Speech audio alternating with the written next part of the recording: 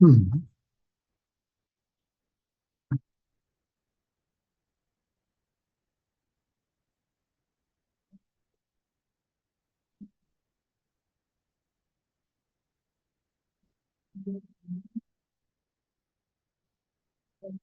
Sudah tampil ya?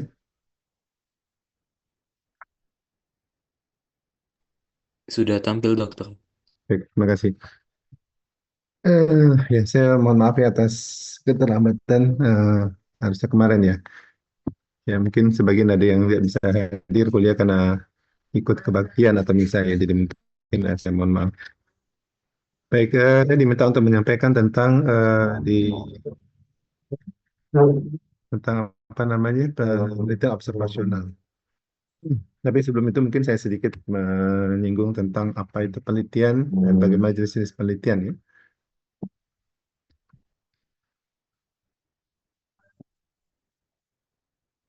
Hmm.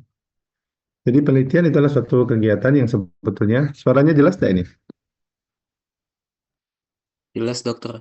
Nah, adalah suatu kegiatan untuk mencari atau menemukan kembali. Nah, makanya yang disebut research ya. Research itu adalah sainsnya, search artinya mencari, eh, mencari kembali. Nah, adalah suatu hal yang kita lakukan untuk melakukan menemukan atau menginterpretasikan dari data-data ataupun nanti dari penelitian ini kita merevisi teori-teori yang sudah ada ya. Barangkali ada hal yang baru yang kita temukan yang kemudian nanti dari penelitian itu ada yang membantah teori yang sudah ada misalnya. Nah, ini ada yang nanti akan dilakukan oleh melalui riset.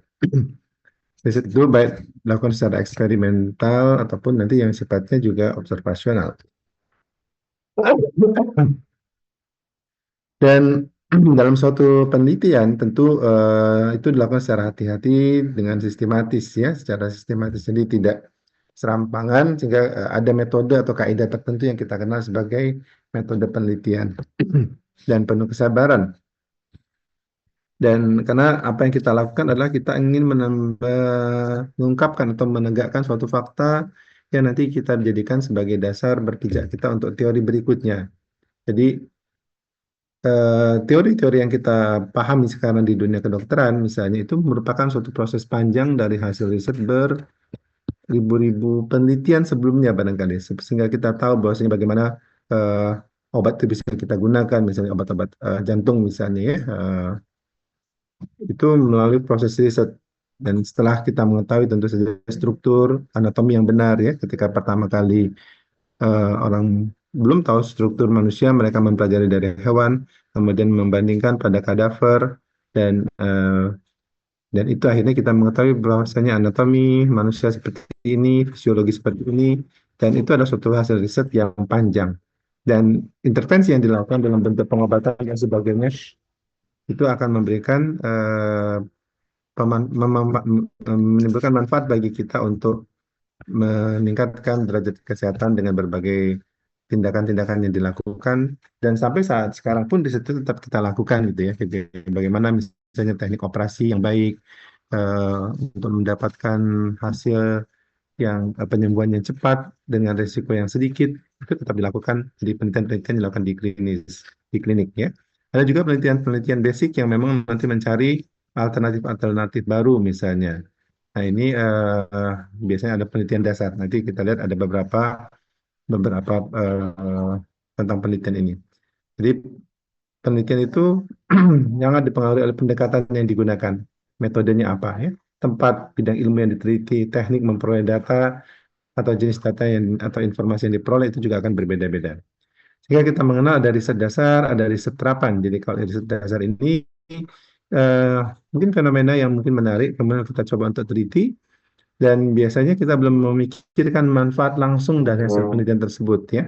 Jadi jadi alat merupakan hasil penelitian ini merupakan cara untuk memecahkan permasalahan-permasalahan praktis, tapi mungkin belum menjawab seluruh permasalahan secara keseluruhan.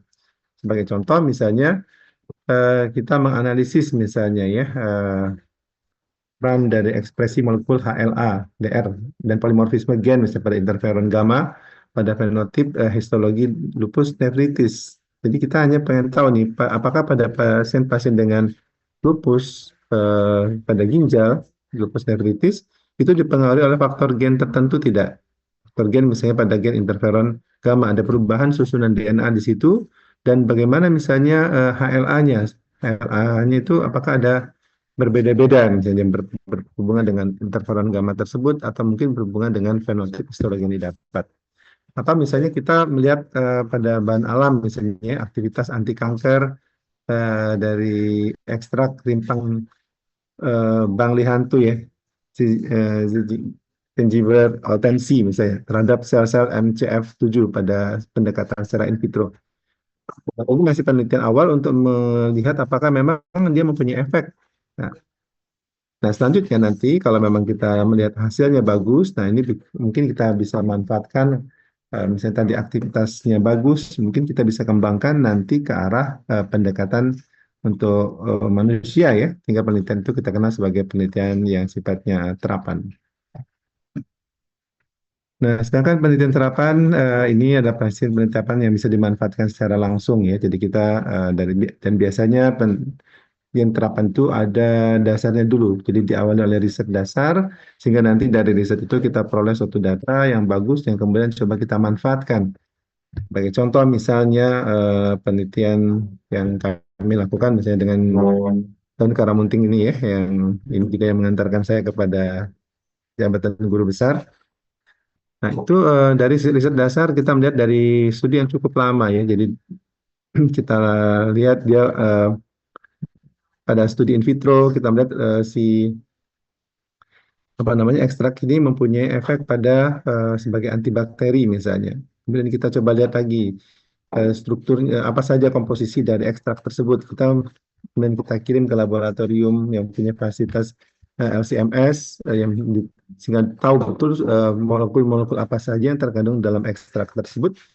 Dari situ kita mencoba memetakan secara in silico apa saja yang mungkin berperan di situ. Bagaimana peran misalnya ada di situ ada eh, apa metirson misalnya, kemudian ada steroidnya juga, ada triterpenoid, ada flavonoid yang kita coba lihat dari struktur yang ada itu apakah dia match dengan protein-protein tertentu,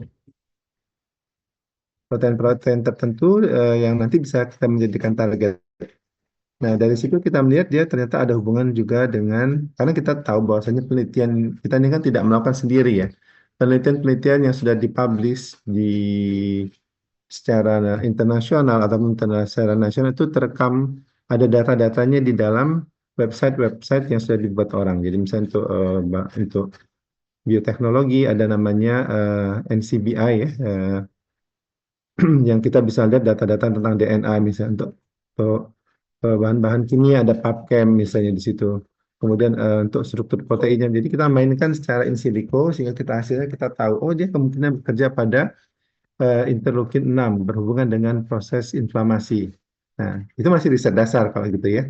Jadi kita coba lihat, oh ternyata dia berhubungan. Nah, pendekatannya pun kita bedakan. Kalau tadi kita in vitro, kita uji pada hewan. Sehingga kita dapatkan data, ternyata dia mempunyai efek menurunkan interleukin yang kita ketahui berhubungan dengan terjadinya suatu proses inflamasi. Nah, dari situ saya kemarin mencoba mengaitkannya dengan diabetes. Karena kalau dari perjalanan penyakit diabetes DM tipe 2, kita ketahui misalnya ada yang suatu kerusakan reseptor insulin ya, reseptor insulin yang rusak oleh karena adanya suatu proses inflamasi. Nah, kalau kita lihat dari perjalanan alamiah ataupun dari patofisiologi yang kita ketahui bahwasanya ada apa namanya ada sitokin proinflamasi yang meningkat. Nah, ini biasanya berhubungan dengan adanya obesitas ataupun adanya overweight yang sering terjadi pada DM tipe 2. Ya, inilah kemudian secara teoritis kita udah tahu nih. Jadi sel-sel adipos itu ketika dia dalam jumlah yang besar akan terjadi relatif hipoksia ya, kekurangan oksigen sehingga nanti dia akan mengekspresikan sitokin proinflamasi. Nah, sitokin proinflamasi yang nanti akan menyebabkan kerusakan eh, reseptor insulin pada jaringan perifer di yang otot langka misalnya, sehingga nanti akan mengakibatkan terjadinya resistensi terhadap insulin. Itu ada perjalanan alami yang sudah kita lakukan, yang sudah berdasarkan teori yang sudah kita pahami. Nah, itu coba kita aplikasikan. Akhirnya kita buat tikus model diabetes TM tipe 2 mengikuti perjalanan alamiahnya, kemudian kita intervensi ya, dan akhirnya kita dapat aktivitas dia bagus untuk menurunkan interleukin, menurunkan TNF alfa, kemudian juga mempunyai efek untuk mengurangi free radikal, misalnya MDA-nya menurun, kemudian bahkan meningkatkan antioksidan endogen, SOD-nya meningkat. Pendekatannya macam-macam, bisa kita gunakan secara eh, tadi tikus tadi kita buat model diabetes, kemudian untuk melihat tadi kita bisa gunakan macam-macam pendekatan menggunakan pemeriksaan di level protein, di level DNA ataupun di level RNA ya. Jadi kemarin yang itu yang kita lakukan. Dan akhirnya kita mendapatkan suatu hasil yang baik. Nah, kita sekarang itu masih di level riset dasar. Sekarang kita mau lihat nih, apakah misalnya ada perbedaan sediaan nano, karena kita lihat kalau tanaman bahan-bahan alam itu kan dia butuh misalnya untuk mendapatkan 1 miligram itu mungkin perlu satu apa ya, eh, segenggam katakanlah apa namanya, segenggam simplisianya. Jadi wah ini banyak sekali. Nah, kita melihat ada kemungkinan kita menggunakan apa namanya preparat nano ya. Preparat nano itu misalnya untuk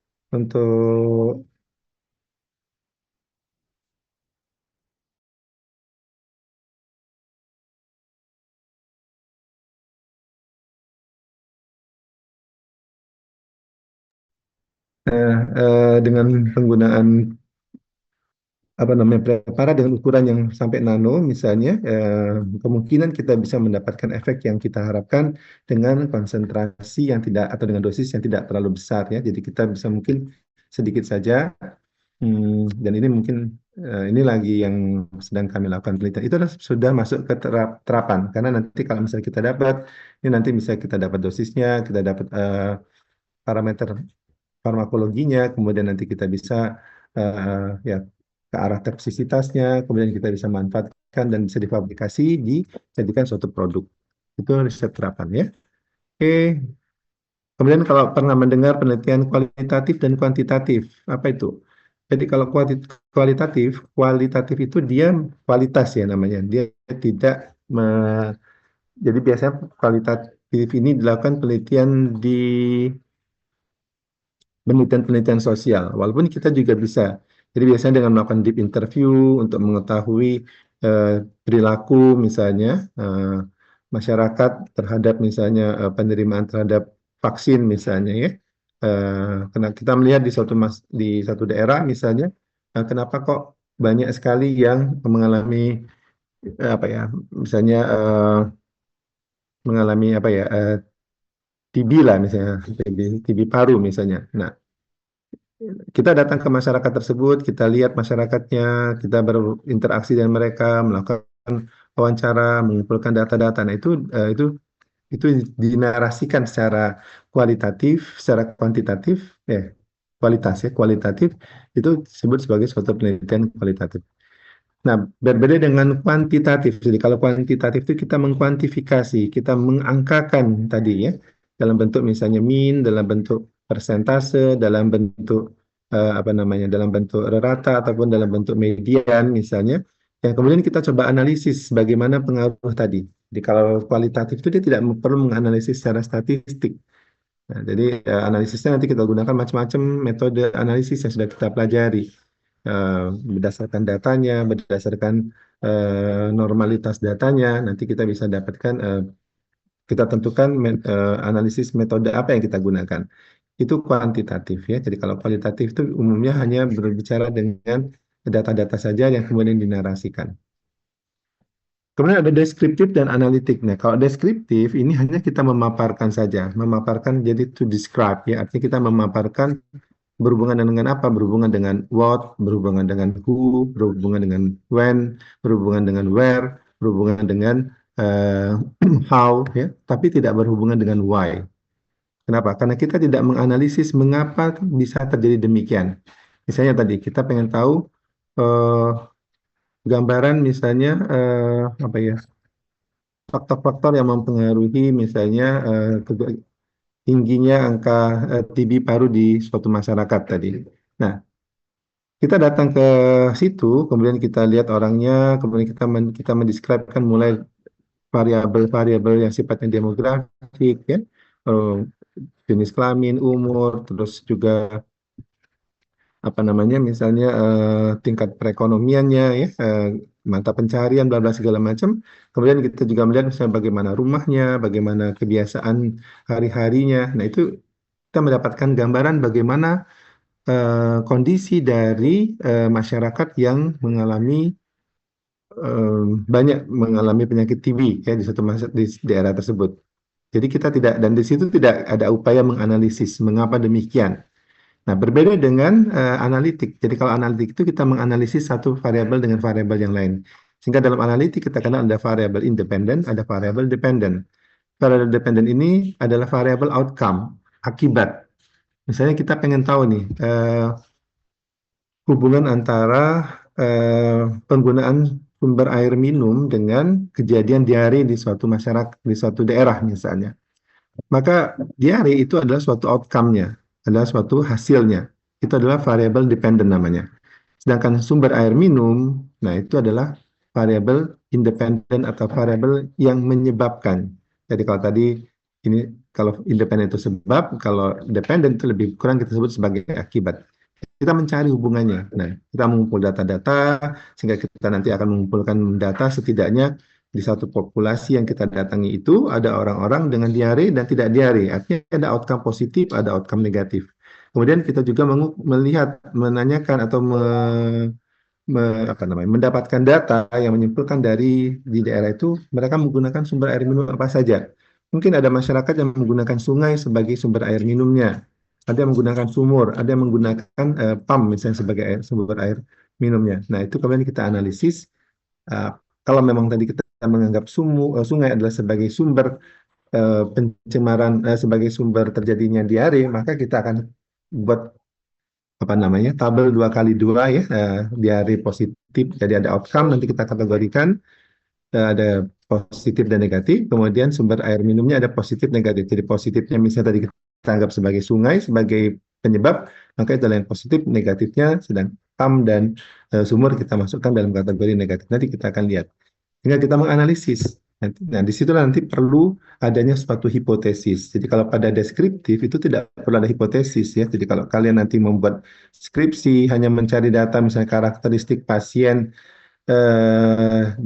diabetes yang berobat di poli penyakit dalam, misalnya poliendokrin, maka itu tidak perlu ada hipotesis karena kita hanya mendeskripsikan saja pasien-pasien penderita diabetes tersebut misalnya. Nah, yang analitik tadi kita memang harus selain mendeskripsikan tadi, kita harus mencari hubungan, ya. Kita membuat suatu hipotesis. Jadi kalau misalnya tadi kita kaitkan dengan penggunaan sungai sebagai sumber air minum, misalnya untuk kejadian diare, maka kita berhipotesis ada hubungan antara terjadinya penggunaan sungai dengan terjadinya diare, gitu ya. Pikiran seperti itu. Nah, nanti itu ya, hipotesis itu yang kita uji. Itulah maka timbul nanti ada uji yang macam-macam. Ada Fisher, ada apa namanya, ada uji T, itu tergantung dengan datanya. Kalau cukup waktu nanti saya sampaikan juga ini. Materinya sudah dikirimkan ya.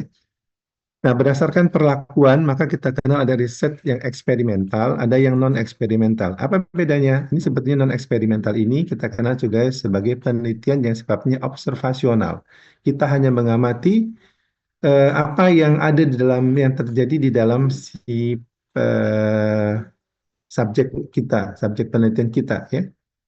Kita menyebutnya subjek, tidak sebagai objek, nggak boleh, ya. Jadi subjek penelitian itu adalah sampel kita, itu adalah subjek, apalagi kalau manusia. Nah, sedangkan eksperimental ini kita melakukan suatu perlakuan pada kelompok uji kita itu, pada subjek penelitian kita, sehingga kita nanti melihat efeknya. Efek perlakuan itu yang nanti kita amati. Sehingga ini yang kita kenal sebagai eksperimental. Jadi bukan oleh karena kelainan-kelainan yang terjadi pada subjek, ya, tetapi yang kita amati adalah akibat perlakuan ini dia bagus apa enggak. Sebagai contoh misalnya, kita pengen misalnya memberikan apakah memang ekstrak karamunting, saya ngomongnya karamunting terus ya, ini jualan kira-kira ya, mempunyai efek pada diabetes misalnya, pada diabetes tipe 2. Nah, maka yang saya akan teliti adalah bagaimana efek dari pemberian ekstrak karamunting itu pada tikus yang sudah saya buat, misalnya dia model DM tipe 2. Jadi kita itu pada penelitian hewan itu kita juga bisa membuat model-model ya. Ada misalnya model tikus diabetes, tipe DM tipe 1, DM tipe 2, tikus model fibrosis ginjal, tikus model lupus ya, SLE misalnya systemic lupus erythematosus itu ada metodenya tersendiri.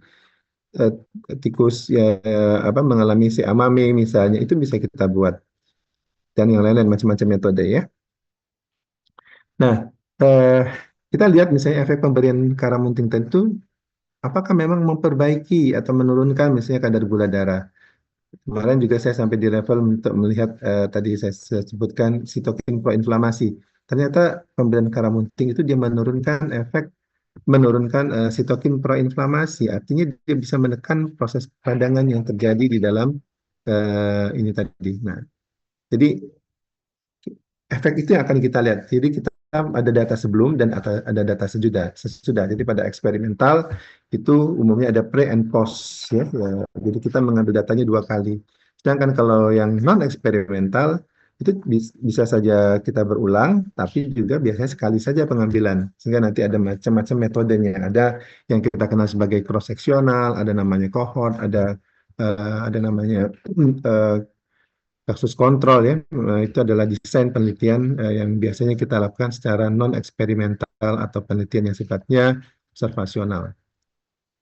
Oke, hasil penelitian ya diharapkan penelitian kita itu valid dan reliable ya. Jadi apa yang dimaksud dengan valid itu kira-kira kalau kita gambarkan seperti ini. Eh, Valid itu menunjukkan kekuatan dari hasil penelitian kita dan reliability itu menunjukkan kan konsistensi. Jadi kalau dia artinya kita menyasar si tadi misalnya tekanan darahnya, misalnya kalau kita eksperimental tadi berharap terjadi penurunan tekanan darah, maka tadi dari pasien-pasien hipertensi setelah diberikan obat, maka dia turun ke normotensi. Dan yang kita harapkan itu datanya tidak seperti ini ya, menyebar.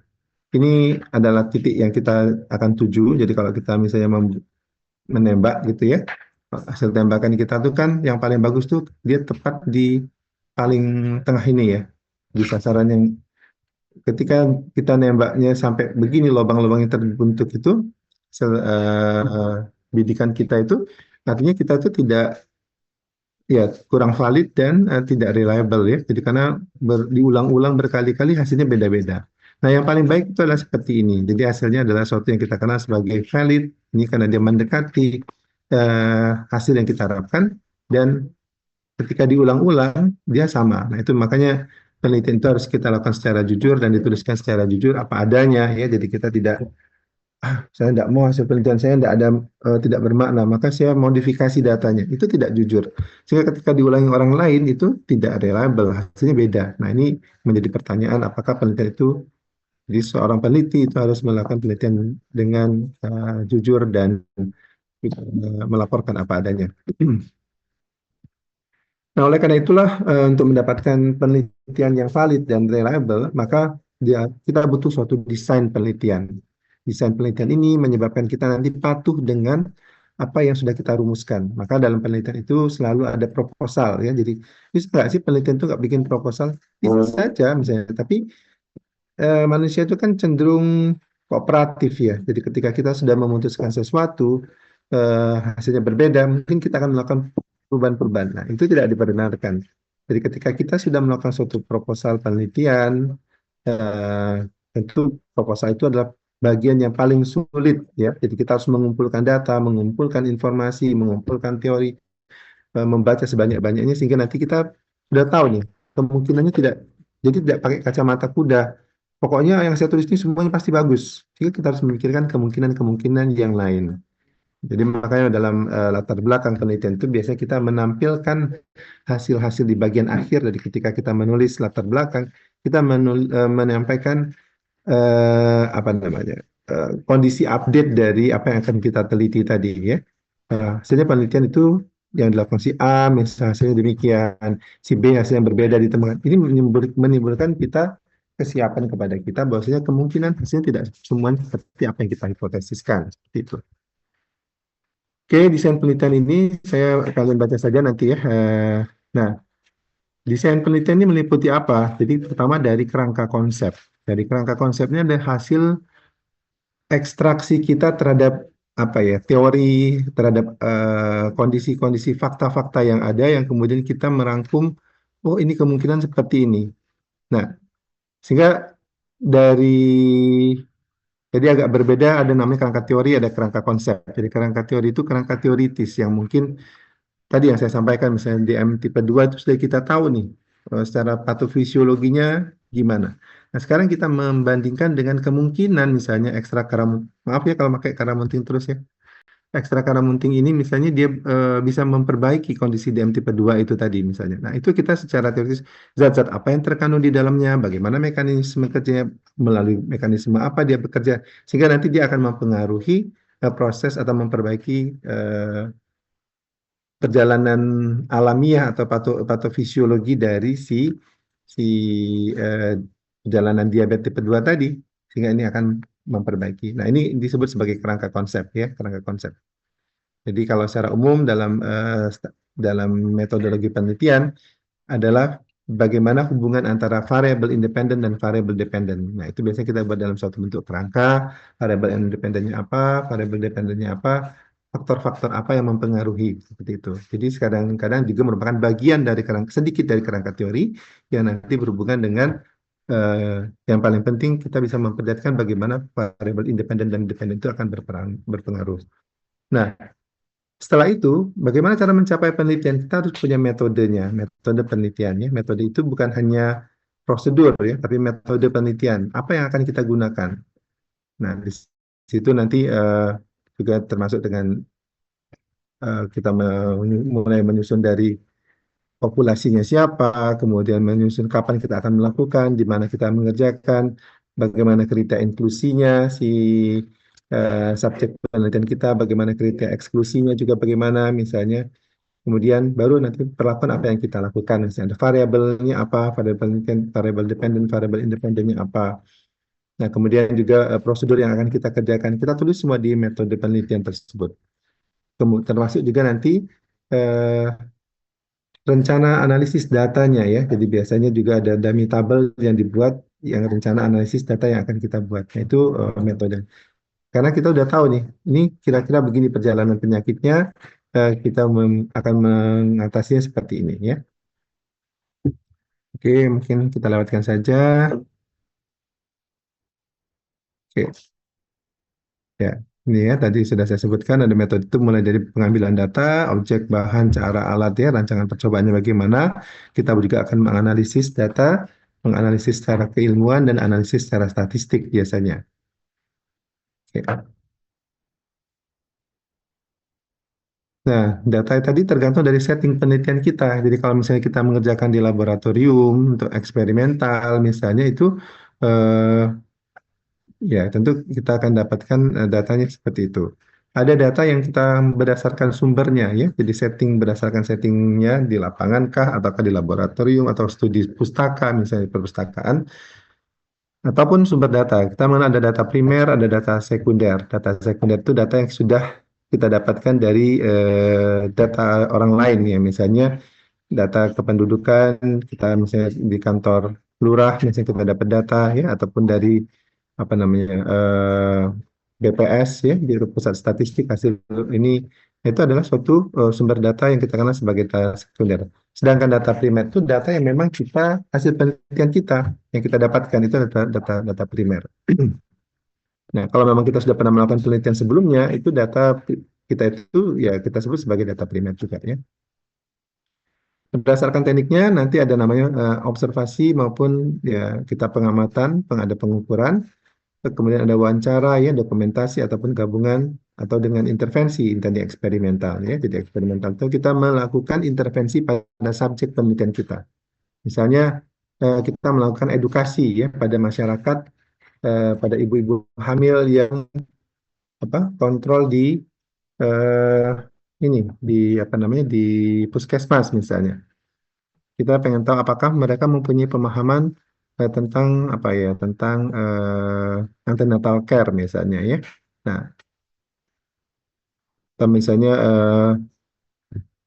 manfaat penggunaan preparat folat besi dan folat dan selama kehamilan misalnya. Nah, jadi ada yang diberikan itu namanya eksperimen juga ya. Jadi eksperimen itu tidak selalu harus di lapangan, tidak harus di laboratorium. Di lapangan pun juga kita sebut sebagai eksperimental. Jadi ini yang di komunitas kita melakukan di komunitas. Misalnya tadi ibu yang hamil itu kita pengen tahu nih pemahaman mereka terhadap eh, komplikasi kehamilan, misalnya terhadap penggunaan apa saja yang harus mereka lakukan. Nah itu awal kita datang ke itu kita lakukan apa pretest dulu mungkin untuk mendapatkan pemahaman mereka.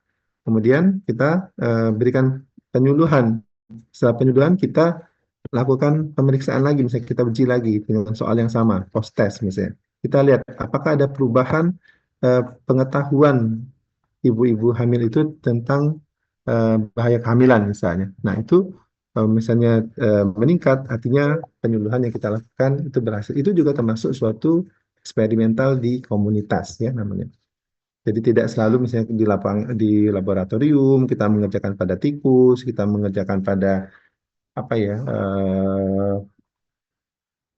pada bakteri misalnya ataupun yang lain-lain. Oke, lewatkan saja barangkali. Nah, ini sebenarnya observasional ini apa sih sebetulnya ini yang topik yang harus saya sampaikan. Jadi observasional ini sebenarnya tadi kalau lihat dari rancangan penelitian itu ada yang kita sebut sebagai tadi ada eksperimental, ada non eksperimental. Jadi non eksperimental ini adalah observasional ya. Jadi kalau eksperimental itu kita melakukan sesuatu pada subjek sekali lagi. Ini yang akan kita ukur sehingga subjek itu harus diukur sebelum dan sesudah. Umumnya seperti itu.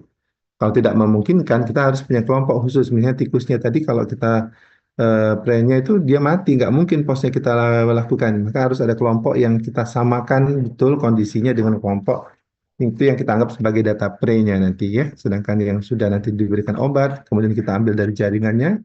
Nah, misalnya kita mengambil dari ginjal atau mengambil dari otot misalnya, tentu kita setelah apa ya mengsacrifice dari si tikus tersebut maka itu tidak memungkinkan, maka kita harus punya kelompok tersendiri. Nah, sedangkan observasional kita tidak melakukan intervensi pada subjek penelitian, kita hanya mengamati. Ya. Walaupun kita memberikan injeksi, misalnya itu tidak merupakan suatu perlakuan. Jadi misalnya kita mengambil darah, misalnya ya, itu tetap dihitung sebagai observasional. Jadi kita misalnya kalau tadi yang eksperimental, tadi kita memberikan obat misalnya, kita memberikan suatu eh, psikoterapi misalnya, itu adalah suatu yang sifatnya eksperimental. Nah, observasional ini terbeda tadi ada sudah deskriptif, saya sudah sampaikan juga ada analitik ya. Nah, ini kita analitik ini yang tadi kita mengaitkan antara variable independent dan variable dependent. Sedangkan deskriptif ini hanya mendescribe dari subjek penelitian itu untuk kasus tertentu misalnya ya.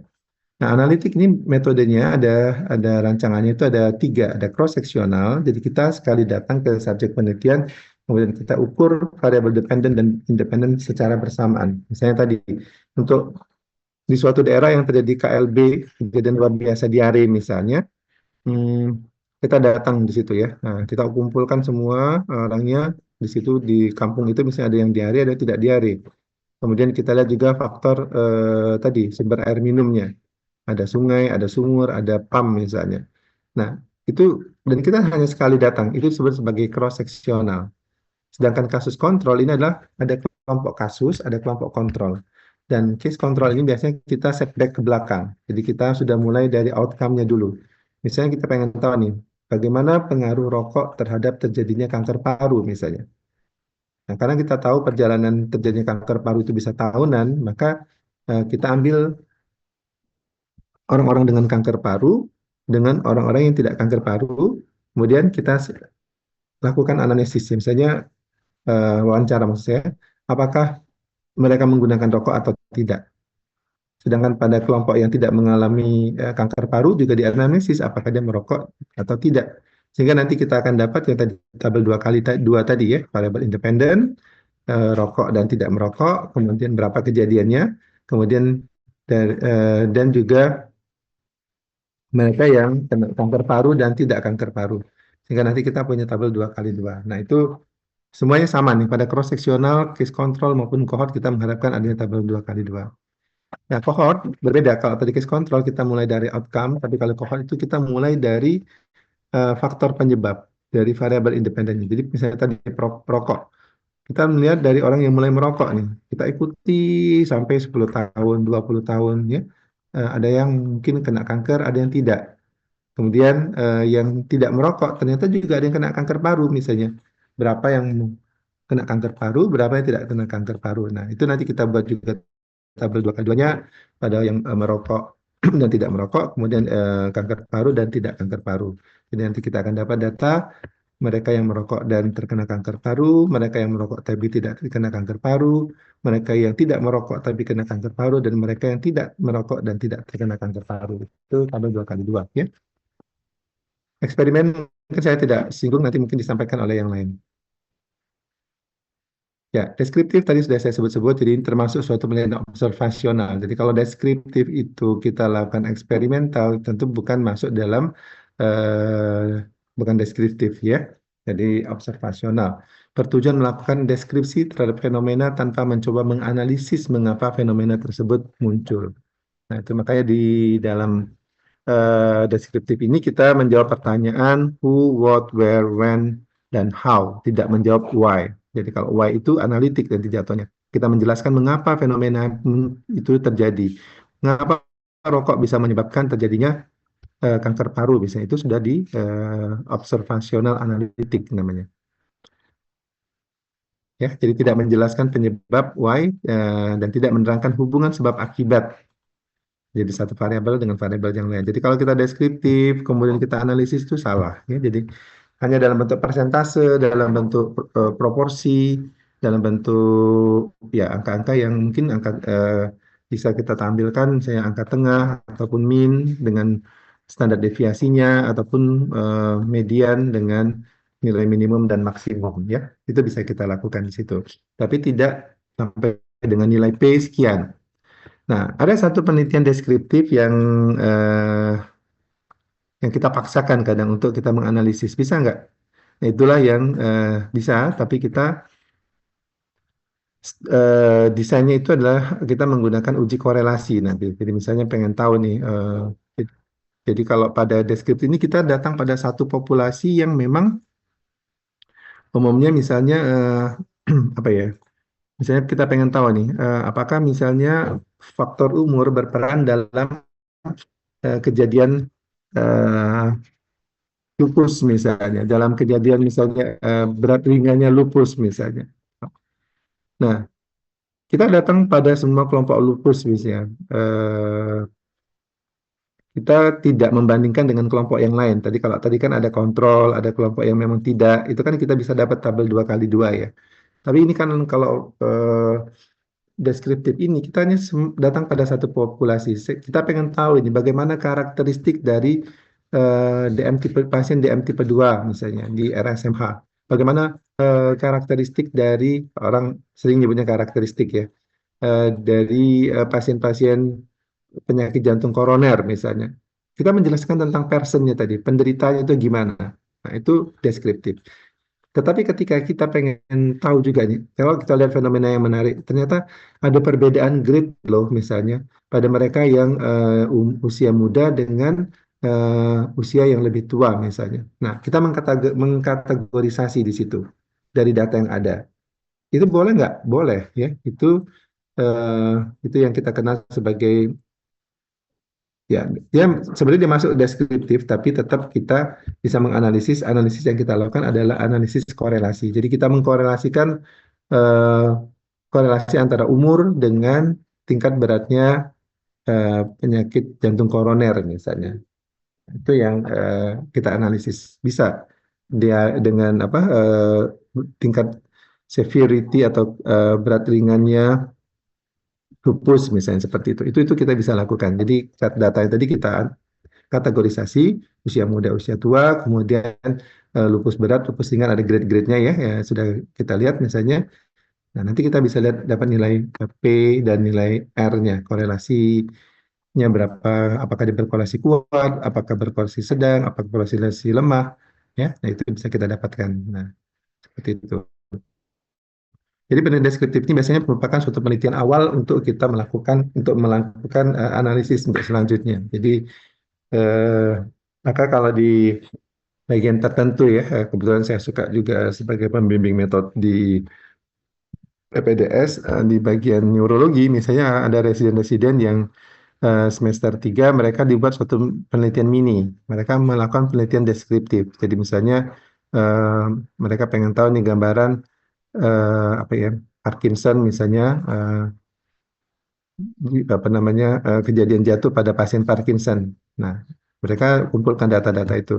Dari situ nanti mereka dapat fenomena yang menarik. Nah, itu yang kemudian nanti ada dianalisis, yang itu jadi penelitian tesis yang memang harus analitik. Itu bisa. Jadi deskriptif ini adalah kita untuk mendapatkan gambaran awal dari subjek di penelitian kita. Nah, bagaimana caranya? Jadi kita milih masalah dulu nih. Apa yang mau kamu tentukan? Kamu misalnya tertarik dengan eh, semua sudah ditentukan pembimbing kan ya. Jadi mungkin melihat dari arahan pembimbing dan sesuai dengan kompetensi pembimbing. Misalnya nanti harus seorang objin, misalnya dia konsultan onkologi, mungkin arahnya nanti ke onkologi misalnya. Nah, jadi misalnya mengarah ke misalnya si aservik misalnya begitu ya. Coba kamu teliti pasien saya, itu masalah yang akan kamu teliti itu di situ, sudah di. Nah, sekarang kamu merumuskan apa yang akan menjadi ini.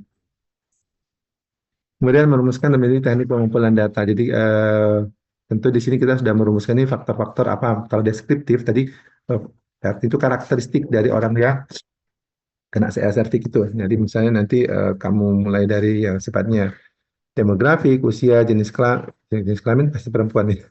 Usia, kemudian nanti mungkin berhubungan juga dengan apa, penggunaan kontrasepsi tertentu. Nah, ini tentu saja harus dicari, dibaca dulu ya, nanti apa-apa yang berpengaruh.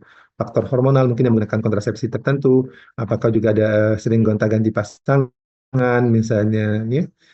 Terus juga eh, pernikahan, mungkin ada apakah sudah berapa kali kehamilan, apakah ada ya faktor-faktor yang lain ya. Jadi misalnya ada keputihan itu ditanyakan semua. Itu data-data yang nanti mensupport hasil penelitian kita itu eh, terhadap pasien yang akan kita deskripsikan. Namanya kita kan kalau mendeskripsikan itu kan selalu pengennya detail kan. Eh, Misalnya apa? Siapakah Bapak Prabowo ya presiden kita? Oh, dia presiden Republik Indonesia, presiden keberapa nih? Usia sekian, beratnya sekian, sampai sedetail-detailnya kan kalau kita mau mendeskripsikan. Nah, itu juga seperti itu. Kira-kira ini yang sudah harus kita rumuskan. Oke, kemudian kita menentukan kriteria untuk klasifikasi data. Nah, jadi data itu biasanya tadi usia, karena ini kan macam-macam usianya ya. Jadi rentang usia pada penderita itu mungkin ada dari sekian belas sampai dengan sekian sampai 50 tahun. Tentu kalau semua kita ambil seperti itu kan nggak menarik datanya. Jadi kita klasifikasikan misalnya nanti usianya misalnya dari 10 sampai 20 sampai 30. Nah, itu diklasifikasikan ya. Gradingnya juga, jadi misalnya tadi keputihan, tidak keputihan, positif, negatif gitu ya. Kemudian baru kita kumpulkan data, pengolahan data, dan kita menarik kesimpulan. Kesimpulannya dalam bentuk persentase atau dalam bentuk tadi proporsi ya. Nah, ini yang saya katakan tadi ada serial kasus. Jadi kalau serial kasus itu kita mengumpulkan dari penelitian deskriptif yang kita kumpulkan dari sekelompok orang dengan kasus-kasus yang sama. Jadi tidak ada hipotesis, tidak ada kontrol. eh, Kita tidak memberikan konklusi secara ini karena memang kita sebetulnya deskriptif ya. Nah, misalnya contohnya adalah pemberian MGSO4 pada preeklamsi. Nah, yang mungkin dapat memberikan terjadinya atonia uteri pada ibu-ibu yang terkena preeklamsi. Nah, maka semua pasien yang preeklamsi kita kumpulkan, kemudian ada yang mungkin dapat MGSO4, ada yang tidak mendapatkan MGSO4. Kemudian di situ juga ada atonia uteri, misalnya semua ini kan semuanya pasti sama, sudah mengalami atonia uteri ya.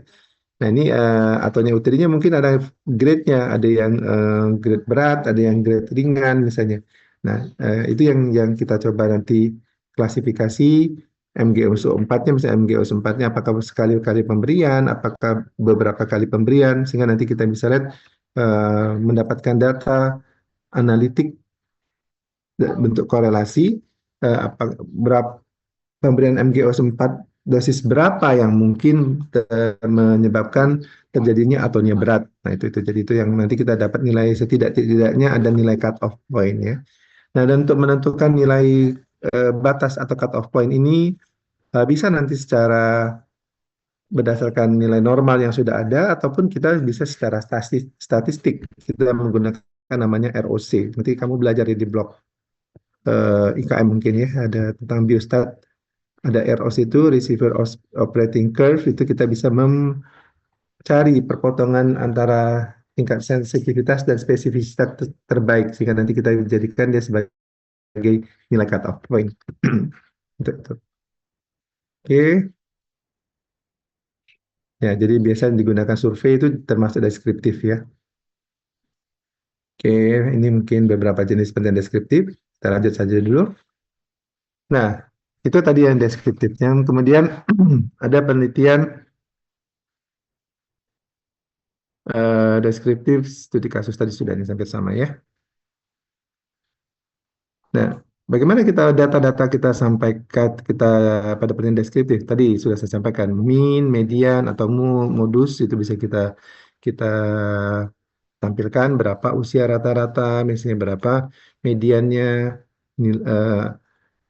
apa namanya usia yang paling banyak pada usia berapa modus ya ataupun dalam bentuk variabilitas kita bisa tampilkan dalam bentuk range atau interquartile range ataupun varian standar deviasi.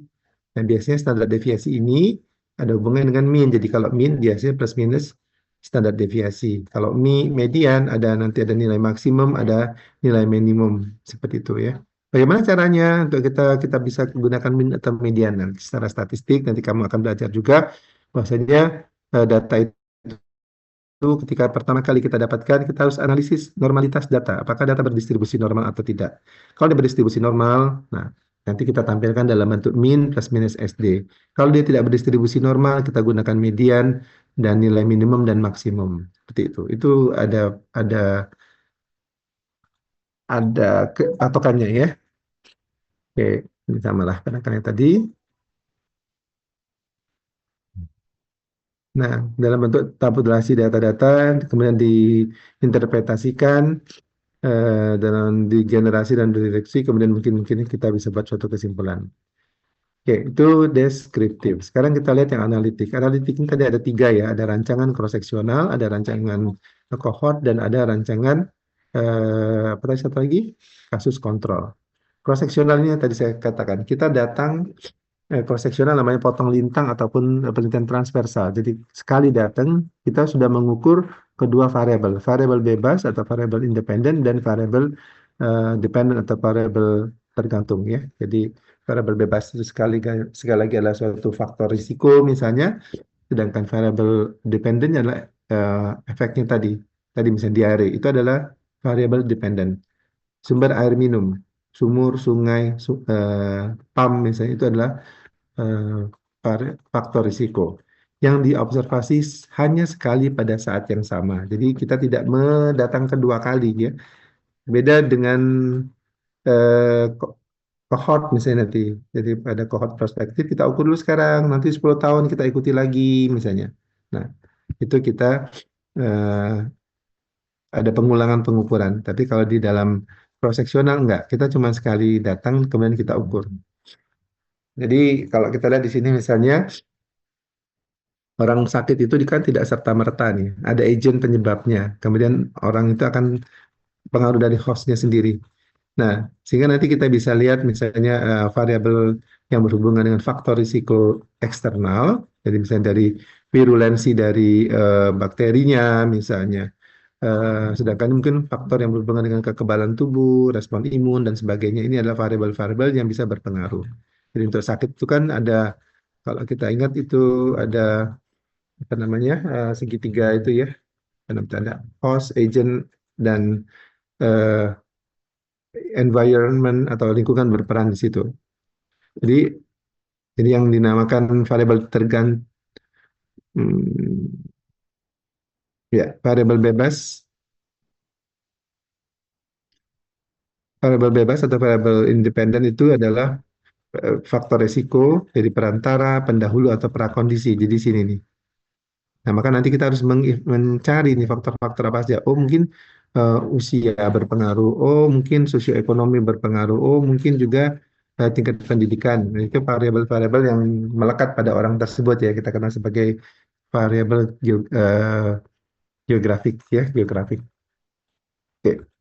Nah, mungkin juga ada musim ya, itu berpengaruh misalnya pada apa kejadian DBD misalnya. Nah, itu kan banyak di antara musim hujan dengan musim panas. Nah, jadi nanti ketika kita mengambil metode atau rancangan cross-seksional ini, kita datang ke populasi. Di dalam populasi itu ada faktor risiko dan juga ada efek sekaligus ya. Pada pasien yang tadi misalnya menggunakan sungai, ada yang diare, ada yang tidak diare ini. Yang tidak menggunakan sungai, misalnya menggunakan pump, yang menggunakan sumur, juga ternyata ada yang kena diare, ada yang tidak diare. Jadi kalau kita ambil sebagai variabel dependen yang adalah diare, dengan ini adalah sumber air minum, maka kita akan dapatkan seperti ini.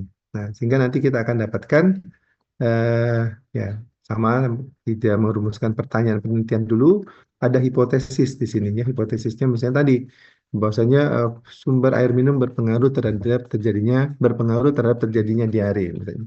Kita mengidentifikasi variabel penelitian, kita menetapkan subjeknya, kita lakukan observasi pengukuran, kemudian kita lakukan analisis. Nah, analisisnya nanti begini nih.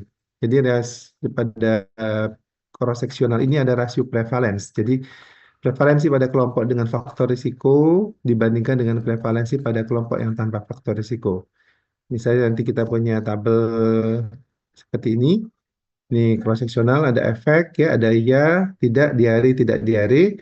Ini faktor risiko tadi misalnya sungai dan non sungai. Kita dapat data A, B, C dan D. A ini adalah mereka yang menggunakan sungai dan mengalami diare. Sedangkan yang B adalah mereka yang menggunakan sungai tapi dia tidak diare. Kemudian yang C adalah mereka yang tidak bukan menggunakan sungai sebagai sumber air minum, tetapi dia mengalami diare. Dan yang D adalah mereka yang tidak menggunakan sungai dan dia tidak mengalami diare. Nah, sehingga nanti kita bisa menghitung tadi rasio prevalensinya. Jadi rasio prevalensi itu adalah A plus B dibanding dengan C plus D. Tadi A itu adalah yang betul-betul menggunakan ada faktor risiko positif dan mengalami apa tadi? Ada variabel independennya dan ada variabel dependennya dibandingkan dengan A plus B. A plus B tadi masih ingat? A plus B itu di sini ada faktor risiko per C per C plus D ya. Sehingga nanti kita bisa ukur misalnya kalau kita punya angka seperti ini cross-seksional, misalnya tadi yang mereka menggunakan sungai ada 14 orang dan dia mengalami diare ada 14 orang, yang sungai tapi dia tidak diare ada 6 orang, yang menggunakan sumur ataupun pump misalnya 7 orang mengalami diare dan tidak menggunakan sungai atau menggunakan sumur dan sungai tapi dan tidak mengalami diare ada 13 orang. Maka kita akan bisa mengukur eh, mana ini tadinya hilang ya. Mesti ada satu slide di sini. Ya, tinggal nanti kita masukkan rumus saja. Jadi 14 ini per 14 dibagi 4 14 per 14 ditambah berapa tadi? B tadi. Ditambah 6 ya, 2 per 20 dibagi C per 7 per 20. C plus D. Nah, sehingga nanti kalau rasio prevalensi kita dapatkan lebih dari satu, dia merupakan suatu faktor risiko. Jadi kalau memang kita temukan nanti misalnya tadi kita nggak hitung ya. Ya, katakan dia dapat 2, misalnya PR-nya 2, artinya RP-nya 2, rasio prevalensinya 2, maka sungai adalah faktor risiko untuk terjadinya diare. Tapi kalau kurang dari satu, malah justru sebagai faktor protektif. Nah, itu yang seringkali mahasiswa sering juga salah menempatkan ini nih posisinya ya. Jadi ini yang positif negatif. Jadi jangan negatif positif. Nanti kalau kebalik, hasilnya juga nanti kebalik. Oke. Ini kelebihan cross-sectional mudah, ekonomis, dan cepat didapat, dan banyak variabel sekaligus bisa diteliti. Kemungkinan drop out kecil, kenapa? Karena kita cuma sekali nih datang. Tapi kalau misalnya kita datang 2 kali, ada yang nggak mau lagi misalnya ya ikut jadi sampel penelitian kita. Dan secara etik juga tidak banyak hambatan. Nah, namun kelemahannya adalah sulit menetapkan mekanisme sebab akibat. Subjek penelitian cukup banyak nih, harus banyak, terutama bila variabelnya banyak dan faktor risiko relatifnya jarang ditemukan. Jadi kalau misalnya cuma 0,0 sekian, mungkin kita bisa dapat ratusan sekian kita perlukan ya. Nah, eh, kurang tepat untuk mempelajari penyakit dengan kurun waktu sakit yang pendek ya. Misalnya tadi diare itu sebenarnya kurang cocok untuk desain ini ya. Simpelannya ya, kesimpulan korelasi paling lemah dibandingkan dengan case control. Jadi kalau kita lihat ke hasilnya itu dapat misalnya kalau dari hierarkinya itu lebih bagus cohort, yang kedua case control, baru cross sectional. Oke. Nah, dan tidak dapat menggambarkan perjalanan penyakit untuk faktor risiko, diagnosis dan prognosis. Tapi paling tidak kita bisa mendapatkan data ya. Case control ini adalah mempelajari sejauh mana faktor risiko mempengaruhi terjadinya efek. Hampir mirip dengan yang tadi, tujuannya juga sama, intinya mencari hubungan antara sebab akibat antara faktor risiko dengan terjadinya efek. Eh, tetapi pendekatannya adalah kita menggunakan pendekatan secara retrospektif, artinya kita setback ke belakang. Kita eh, mengambil dari kelompok kasus, kelompok yang tidak ada kelainan, yang ada kelainan dan ada tidak ada kelainan, kemudian kita setback ke belakang. Tadi misalnya menggunakan, kita pengen tahu di penggunaan pengaruh dari rokok terhadap terjadinya kanker paru-paru. Nah, kalau kita menggunakan eh, cohort, misalnya kita butuh waktu puluhan tahun ya untuk jadi mulai dari dia merokok pertama sampai dengan terjadi kanker paru itu sulit. Nah, yang paling simpel adalah kita datang ke pasien misalnya dengan si paru, eh, semua kita lihat riwayat merokoknya. Nah, kita harus ada kontrol di sini. Kalau tadi kita nggak deskriptif kan tidak ada kontrol. Nah, kalau yang tadi yang cross sectional, kontrol itu kita tidak desain, tapi dia akan terdistribusi dengan sendirinya. Makanya dia butuh sampel yang besar. Biasanya cross sectional itu butuh sampel yang besar sampai ratusan, ribuan ya. Bisa untuk karena kita nanti kalau semuanya pada kasus semua, misalnya pada kelompok yang sakit semua, yang sehatnya tidak ada, yang tadi diare dan tidak ada diare, kita nanti tidak bisa mengambil kesimpulan yang baik ya. Oke, nah, jadi kalau case control ini biasanya sampelnya lebih lebih sedikit ya. Bagaimana cara menghitung sampel nanti ada caranya sendiri. Saya rasa nggak mungkin saya sampaikan di sini. Faktor risiko dipelajari melalui pendekatan retrospektif, diidentifikasi saat ini, kemudian faktor risiko diidentifikasi di masa lalu. Jadi makanya nanti harus ada eh, kita harus tahu dulu nih secara perjalanan alamiah penyakitnya. Jadi kalau memang kita pengen apa namanya, kadang-kadang kan agak sulit untuk merecall ingatan di masa-masa lalu ya, misalnya. Ya kalau rokok mungkin orang bisa ingat ya, tetap. Tapi kalau misalnya makan makanan tertentu, kita paling ingat 2 hari yang lalu kita makan apa gitu ya. Tapi sudah lewat dari itu kita pasti sudah lupa. Nah itu recall biasnya besar di case control ini.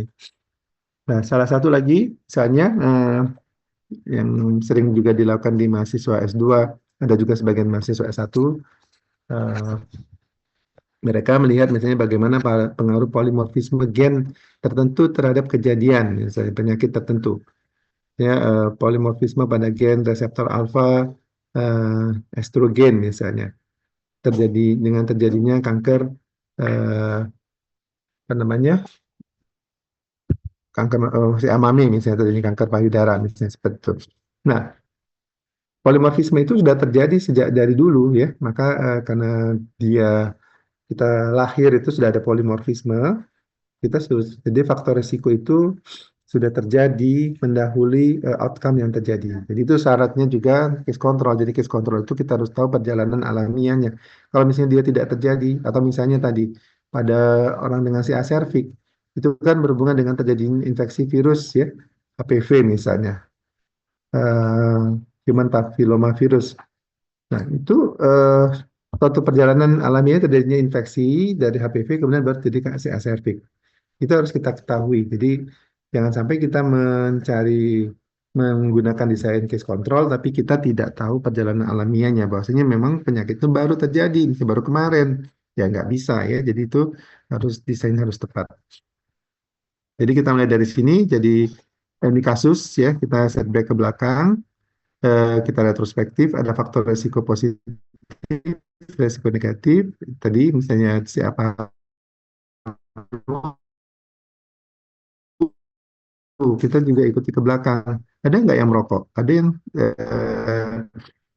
yang merokok atau yang tidak. Nah, dan ini biasanya dilakukan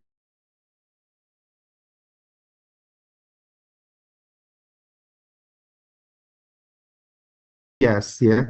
Nah, maka biasanya antara kasus dengan kontrolnya ada ada matching. Kita mematchingkan misalnya mematchingkan umur, mematchingkan apalah gitu ya. Yang yang dominan berpengaruh sehingga nanti itu tidak menimbulkan bias. Apa menetapkan pertanyaan penelitian dan hipotesis, kemudian kan variabel penelitiannya, untuk hasil penelitian, kita lakukan kemudian data kita analisis ya. Jadi ya menentukan kasus itu dilihat dari insiden dan atau prevalensi ya. Jadi kasusnya itu kan ada yang memang kasus baru atau kasus yang baru dan lama yang kita sebut prevalensi. Oke, nah cara menetapkan kontrol, kontrol ini biasanya sama banyak dengan kasus. Jadi kalau misalnya setelah kita hitung ada rumus yang tersendiri, kita mendapatkan misalnya 30 sampel kasus, maka kontrolnya juga 30. Jadi N1 sama dengan N2, ada rumusnya itu N1 plus N2. Saya juga lupa Z alpha kali akar Y1 ya. Saya juga di buku-buku statistik banyak. Dan ada matching di sini ya. Nah, kontrol itu bisa lebih dari satu kelompok, boleh ya.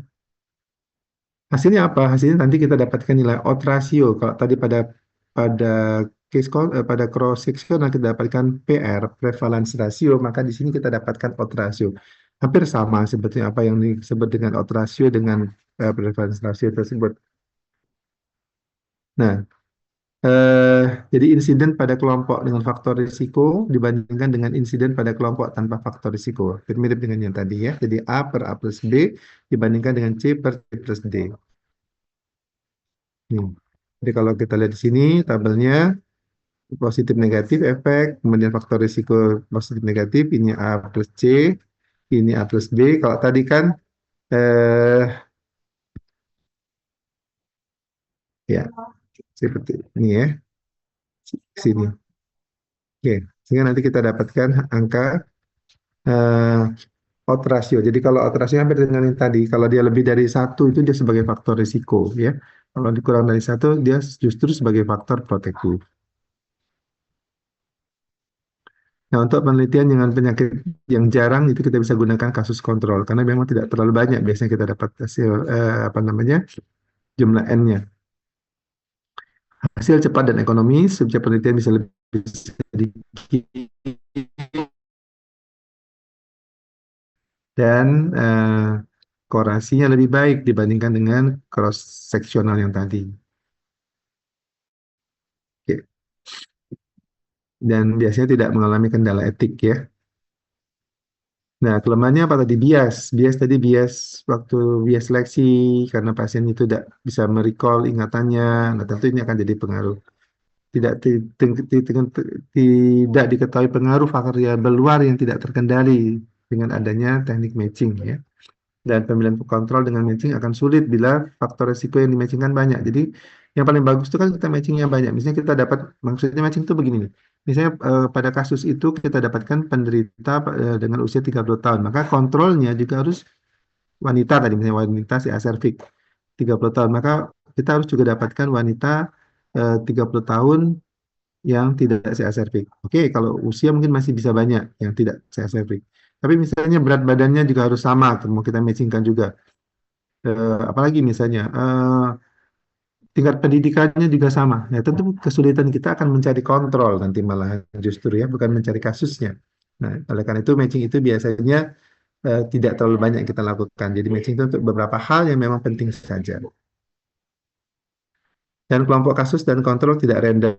Ya, ini juga harus akan berpengaruh ya. Jadi beda memang kita tidak melakukan proses randomisasi di sini. Beda ketika kita penelitian eksperimental, kita perlu memang melakukan ini.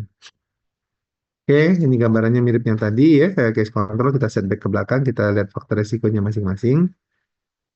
Nah, sedangkan cohort, terakhir cohort, ini membandingkan dua kelompok dengan variabel independen berbeda. Jadi kita melihat nih, misalnya kita pengen tahu nih bagaimana pengaruh tadi rokok, masih kita sebut-sebut ya. Kalau tadi kan kita mulai dari pasien, dari penderita CA paru, maka di sini pada penelitian cohort kita mulai dari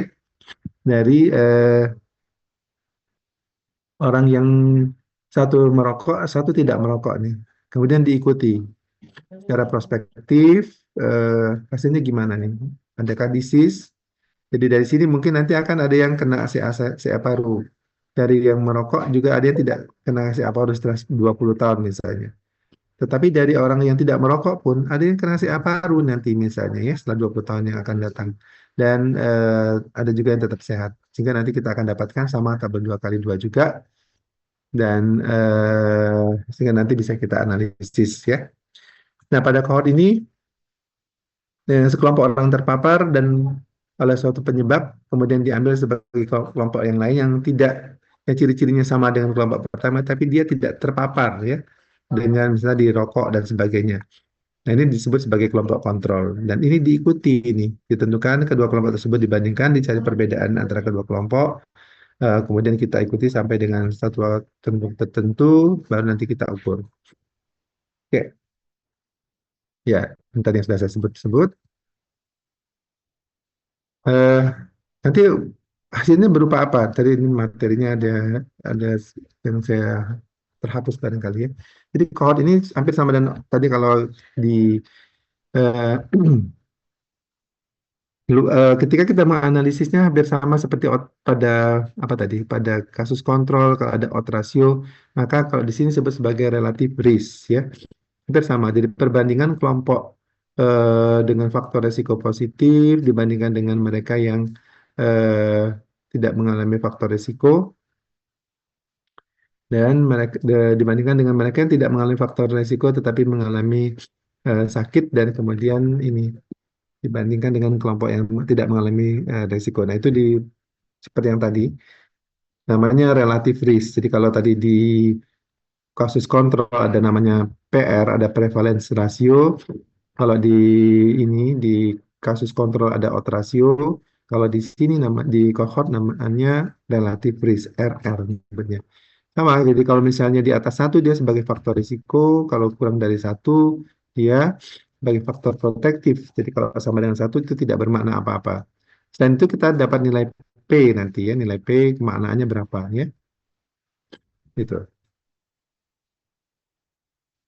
Oke, saya pikir ini di luar yang saya diminta, tapi nanti kamu bisa baca-baca lah di sini ya. Ini rumus-rumus untuk menentukan eh, sesuai dengan jenis penelitian kamu apa. Jadi kalau misalnya eksperimental bisa pakai rumus ini. Kalau dia datanya kategorik ya, kategorik itu apa sih? Data kategorik itu misalnya datanya laki-laki perempuan, sakit tidak sakit misalnya ya. Jadi nilainya itu dua kategori saja, yes or no. Sedangkan numerik dalam bentuk angka-angka, misalnya kadar, misalnya apa lagi suhu ya, tekanan darah itu numerik semua. Jadi tergantung juga jenis penelitian kalian, hipotesis yang akan kita buat ya. Nah, ini ada rumus-rumusnya. Ini beda-beda nih ya. Nanti coba dilihat saja eh, bagaimana kita menganalisis hipotesis. Sebenarnya ada satu cara yang simpel ya. Jadi saya S1, S2, S3 belajar tentang biostat ini nggak mudeng-mudeng ya. Ya, belajar kemudian terlupakan atau dilupakan ya. S2 belajar lagi, lupa lagi. S3 belajar lagi dan lupa lagi. Baru ingat tuh setelah ngajar. Jadi memang ternyata agak beda ketika kita belajar dengan ketika sebagai seorang pengajar. Jadi kita mau tidak mau harus belajar terus. Nah, jadi ini adalah suatu metode yang paling simpel menurut saya bagaimana kita bisa menentukan kan dari sekian banyak nama uji statistik yang harus kita gunakan. Ini bisa digunakan tabel uji hipotesis ini saja. Pertama apa ya? Kita harus tahu data yang akan kita nilai itu apa nih. Misalnya kamu akan menganalisis kadar. Oh, berarti saya harus numerik nih. Apalagi yang harus kita lakukan? Berapa kelompok? Jadi kalau misalnya kelompoknya cuma dua, berarti di dua kelompok, ya.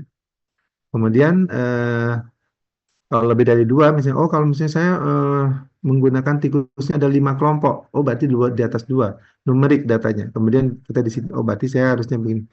Kemudian kita lihat berpasangan atau tidak berpasangan. Yang dimaksud dengan berpasangan ini adalah apakah dia ada pengulangan, ya tidak ada pengulangan. Misalnya tadi diukur pre and post, itu artinya dia berpasangan, masuk dalam kriteria berpasangan. Pindah ke sini kalau dia berpasangan. Kalau tidak, maka tidak berpasangan. Nah, yang terakhir, kita harus tahu ujinya ini apa nih. Hipotesis kita ini sifatnya asosiatif, apakah korelatif. Jadi kalau asosiatif itu umumnya kita ada dua kelompok tadi ya, ada dua kelompok. Ini secara gampangnya lah ya, asosiatif atau korelatif. Kalau dua kelompok, ada kelompok kontrol, ada kelompok kasus, ada yang sakit, ada yang sehat. Berarti itu adalah uji yang sifatnya hipotesis komparatif. Sedangkan yang korelatif ini umumnya pada satu kelompok. Yang tadi, misalnya pada pasien-pasien diabetes tipe 2. Kita pengen tahu nih pengaruh umur terhadap berat ringannya diabetes misalnya.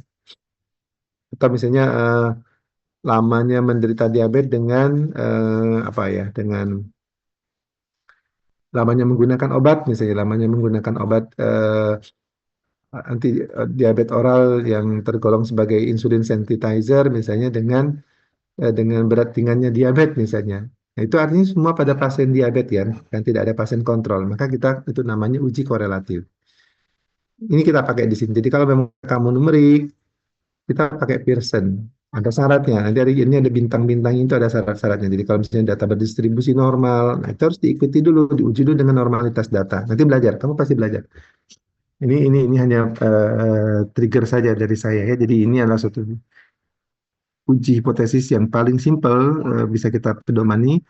Eh, jadi kalau misalnya numerik dua kelompok, kita bisa gunakan uji T tidak berpasangan karena dia tidak berpasangan ya. Kalau tidak Kalau tidak terpenuhi syaratnya, maka kita turun ke Man Whitney. Ya. Ini jadi data yang sifatnya kategorik ya nanti, nggak apa-apa. Kalau lebih dari dua kelompok, kita gunakan one way ANOVA. Kalau dia numerik, ternyata dia tidak ada syaratnya one way ANOVA itu. Ya, one way ANOVA itu data berdistribusi normal, kemudian variannya harus sama. Artinya nanti eh, kita juga harus uji varian. Itu sebenarnya nggak susah ya, kita tinggal klik-klik di apa di SPSS itu kita akan dapatkan data semua. Nah, kalau tidak distribusi normal maka gunakan alternatifnya adalah Kruskal-Wallis ya. Itu. Kalau data kategori kita gunakan chi-square.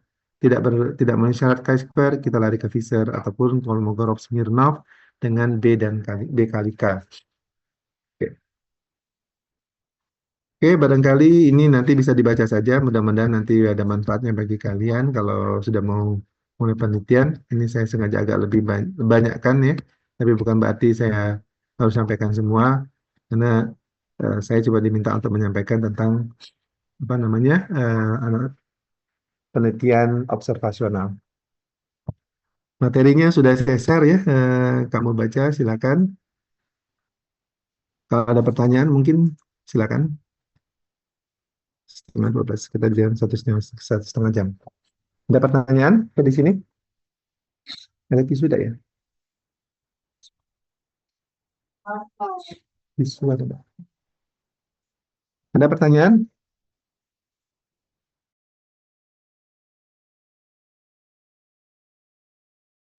Izin bertanya, dokter.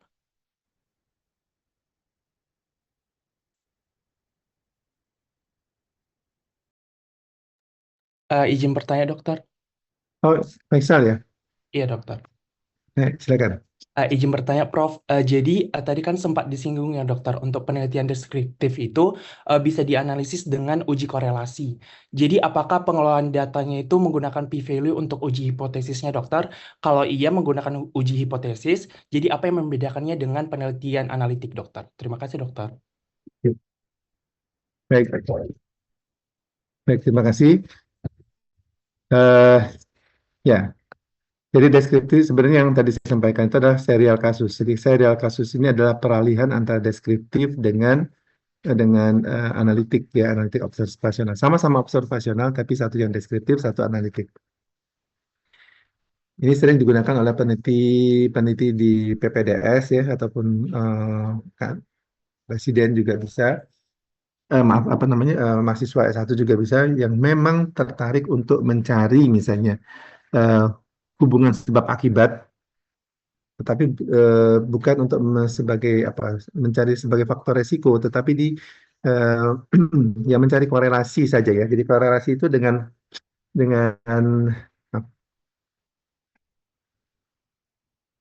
korelasi dengan asosiasi agak beda ya. Kalau di bahasa Indonesia mungkin agak sama ya. Korelasi asosiasi itu kita nyebutnya sebagai hubungan. Tetapi sebetulnya dalam makna yang aslinya itu korelasi itu bisa kita korelasikan apapun. Tapi kalau asosiasi itu secara teoritis harus dipahami dulu. Jadi misalnya tadi antara rokok dengan kanker paru itu kan ada secara teoritis dibenarkan. Tapi misalnya saya pengen tahu nih pengaruh tingkat intelijensi mahasiswa dengan eh, sarapan pagi, kebiasaan sarapan pagi misalnya. Nah itu kan ada ini nggak sih, ada hubungan secara langsung nggak? Kayaknya nggak.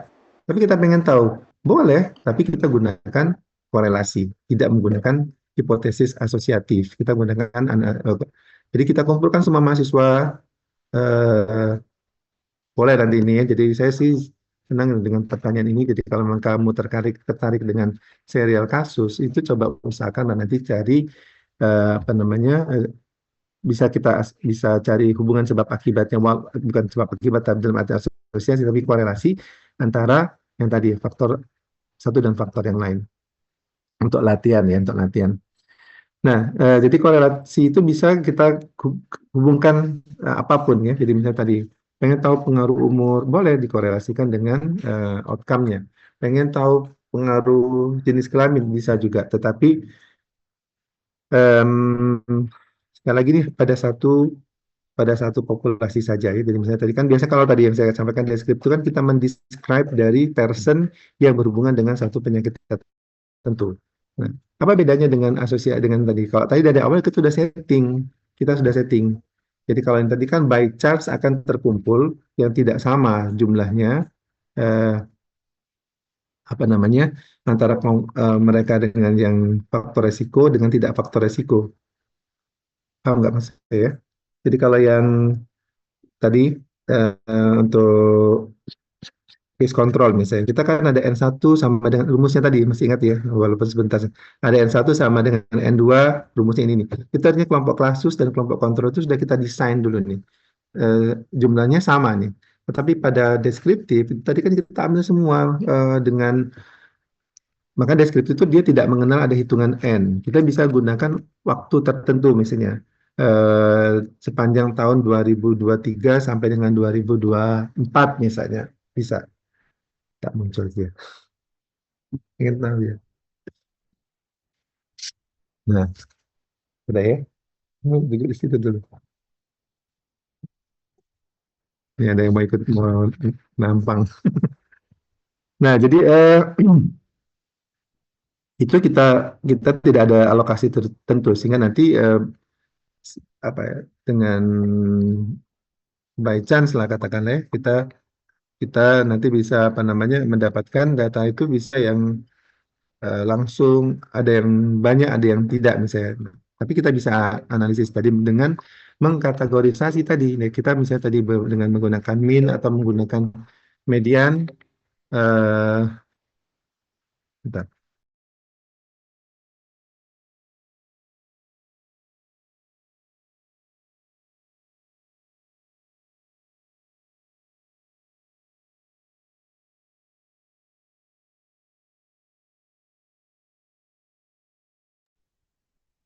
Sebentar ya, ini lagi kebetulan ada yang datang ke rumah. Bentar.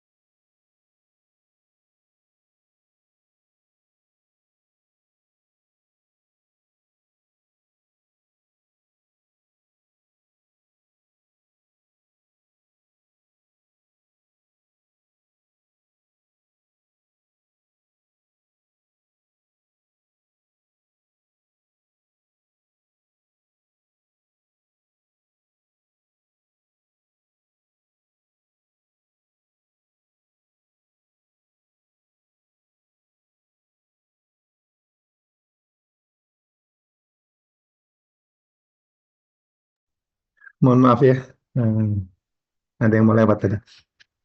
Eh, apa tadi ya? Oke, nah jadi apa yang membedakannya itu tadi ya. Jadi kalau tadi awal kita udah mengalokasikan dari awal, tapi ini kan kita sebetulnya pada deskripsi itu kita cuma ingin melihat tadi deskripsi dari eh, apa namanya personal ataupun subjek penelitian yang ingin kita deskripsikan. Tapi kalau misalnya ada yang menarik, boleh bisa saja kita analisis ya. Itu dengan kita membuat nilai cut off point tertentu, misalnya tadi kita menggunakan mean ataupun biasanya secara statistik kita menggunakan apa yang kita kenal sebagai ROC, Receiver Operating Curve. Misalnya nilai-nilai laboratorium, misalnya yang berhubungan dengan penyakit tertentu, kadar misalnya apa SGOT, SGPT, misalnya dengan terjadinya apa namanya fibrosis misalnya ya. Nah itu kita bisa eh, lakukan analisis juga dengan melakukan ROC dan nanti kita dapat kita nanti dapat nilainya ada nilai R-nya dan juga luarnya ada nilai korelasi apakah dia berkorelasi kuat atau tidak dan nilai P juga seperti itu. Oke, Faisal, masih ada lagi yang lain?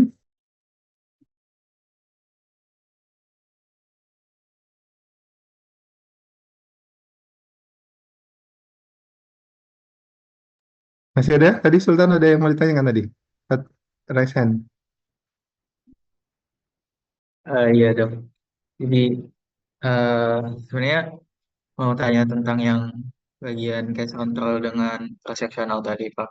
Jadi kan penelitian saya itu kurang lebih analisisnya itu tentang hubungan dari kondisi pasien kayak kondisinya itu defisiensi besi dengan eh, apa yang akan terjadi dengan pasien gitu ya. Di sini yang akan terjadi itu penurunan fungsi kognitifnya. Mas. Tapi kan untuk defisiensi itu kan status besinya itu dinilainya setiap 3 bulan sekali. Pak.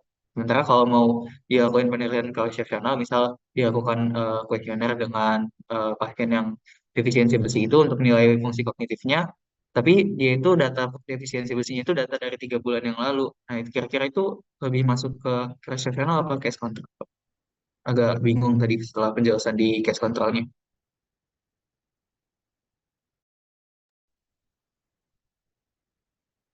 Kalau case control itu yang tadi saya katakan. Jadi paparan harus pertama yang harus jadi paparan mendahului outcome. Ya.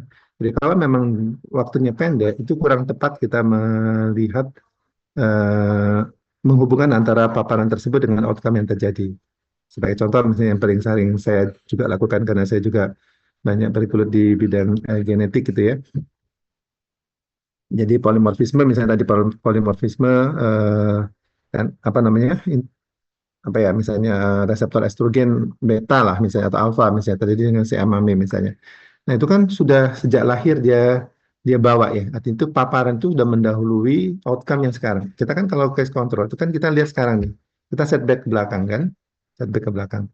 Nah, kalau menurut saya sih itu kalau memang dia cuman data 3 bulan yang lalu dengan apakah nah sekarang secara teoritisnya apakah memang pengaruh pengaruh itu apakah misalnya suatu kondisi akut ya katakanlah eh, kondisi yang pendek lah gitu ya. Kalau misalnya kronik kita katakan misalnya lebih dari 1 tahun misalnya atau lebih dari 6 bulan itu bisa menimbulkan efek. Nah, apakah memang dengan kondisi yang 3 bulan itu sudah cukup menimbulkan efek apa enggak? Nah, mungkin dicoba didalamin dulu dari literatur. Jadi kalau memang itu bisa sudah menjadi itu mungkin bisa kita sebut sebagai case control. Jadi kita ambil yang dengan gangguan kognitif sekarang dengan yang tidak ada gangguan kognitif. Kemudian kita lihat datanya 3 bulan yang lalu apa namanya tadi kadar apa tadi besi ya ya kadar besinya seperti itu. Nah tapi memang dilihat dulu apakah 3 bulan itu cukup untuk menimbulkan gangguan kognitif tidak.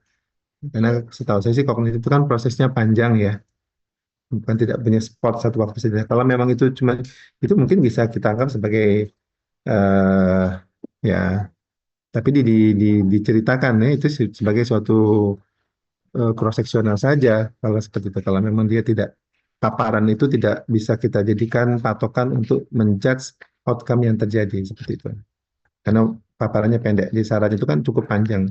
Jadi kognitif itu dibentukkan sejak dari dalam kandungan kan sebetulnya itu kalau kita lihat teorinya. Baik, itu barangkali ya yang mungkin bisa saya sampaikan. Baik, mohon maaf ini waktunya sudah banyak lebih. Mungkin nanti kalau ada pertanyaan-pertanyaan, silakan. Saya sih senang kalau memang ada yang prinsipnya kalau mengajar itu saya tuh tidak apa ya, nggak punya waktu lah ya. Jadi kalau memang ada yang pengen tanya, silakan saja boleh datang ke ruangan. Kalau bisa saya jawab, nanti saya jawab. Kalau tidak, saya nanti diskusikan ke teman-teman. Baik, barangkali itu saja hari ini ya. Banyak sudah saya sampaikan. Mohon dibaca, tidak ada pretest, tidak ada ujian, jadi hanya untuk pembekalan saja. Saya akhiri, saya ucapkan terima kasih. Saya akhiri. Bila taufik wal hidayah. Assalamualaikum warahmatullahi wabarakatuh. Selamat siang, salam sejahtera untuk kita semua. Makasih, Prof. Masih Terima bisa. kasih, Prof.